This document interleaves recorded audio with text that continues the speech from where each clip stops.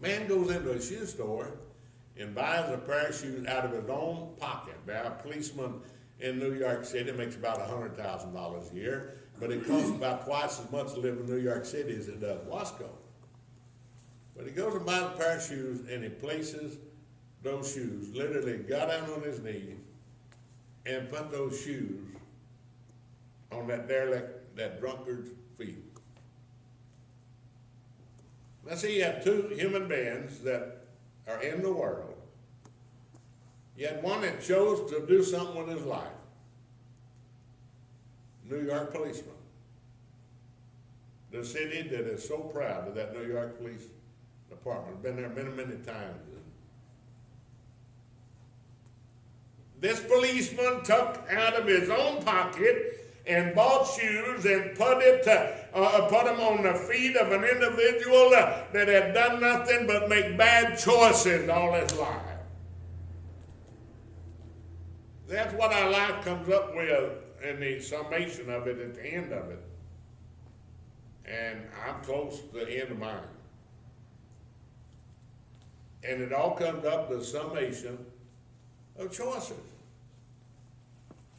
The policeman went to an academy, he went to the training, he went through all it took, he met the responsibility, he paid his dues and became a policeman, and now he is extending to a derelict that has wasted his life and made the wrong decision. You say, wait a minute, you shouldn't judge him. I'm not judging him.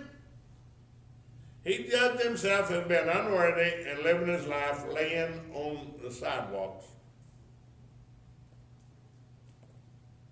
And the policeman, which now he has become a national celebrity and should be, especially at this time of year. Because it's supposed to be what? Giving.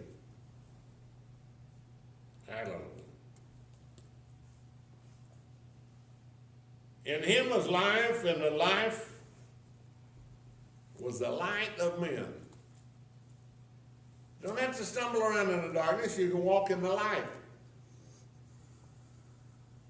But most of us, our religious understanding is not much higher than the Disneyland or the comic books. See, there are a lot of people buy Bibles and never take them serious enough to read them. Never take it serious enough to study them. Why did Jesus come? Why do we have Christmas? I'll guarantee you one thing, whenever we look at Christmas today, the Jewish community that is probably some of the most controlled businesses in the world, they said, do away with Xmas.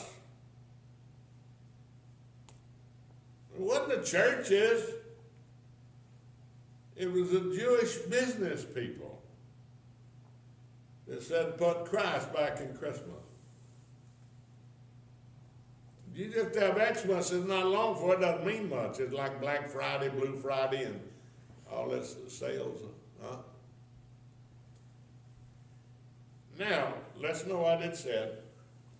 In him was life, and the life was the light of men. The light shineth in the darkness, and the darkness comprehended it not. The darkness could not comprehend the light. It could not overcome the light. Light is greater than darkness.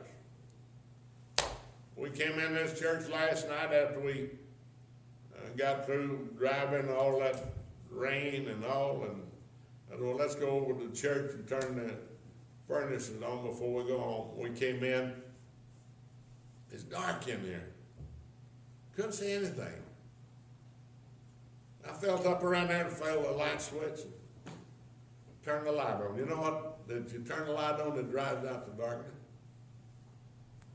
That man laying on the street in New York City with that patrolman down on his knees putting some shoes on him, that man can get up off that sidewalk and next year he can be putting shoes on some other homeless person. If we walk in the light as he is the light, we have no fellowship with the darkness. The darkness comes to steal, to kill, and to destroy. Yes. I have come that you might have life, not a religious hocus pocus, but an understanding of the word made manifest. Glory to God. Darkness shall cover there. What are you going to do with darkness? Turn the light on. Amen. Turn the light on.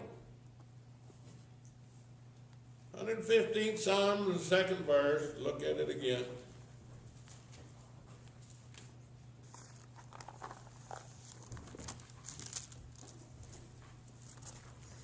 Wherefore should the heathen say, where is now their God? Where is now their God? What structure does man have today? What societal structure does America have today? Where are our values? Where are our ethics? Where are our mores? What is it that we are guided by? Amen?